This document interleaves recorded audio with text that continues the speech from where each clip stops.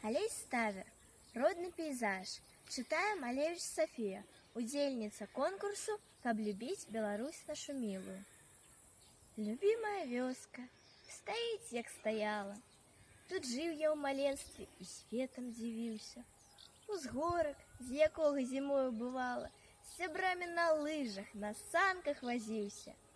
А побач з узгоркам рачулка малая, лужок сакавіты яе акружае, дзе ўранні малочныя таюць туманы, дзе смажу я скварку калісь на кастры. Навокал прасторы палёў у заранах, дзе весну жаўрук чараваў на зары. Далей лес сасновы, мядзяны, смалісты. За лесам бялеюць там-сям лузнякі, абапал бярозы, шырокай, празрыстай.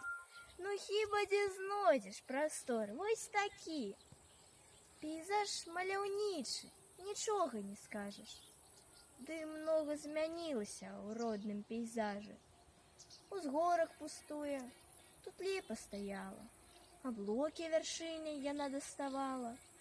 Шкада мне той ліпы, яе спілавалі, густыя атожылкі дрэвы завялі.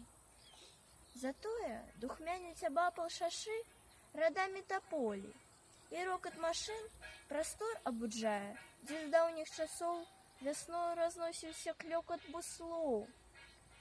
Буслы адляцелі ў няведамы свет, а іх замяніў рэактыўнага след.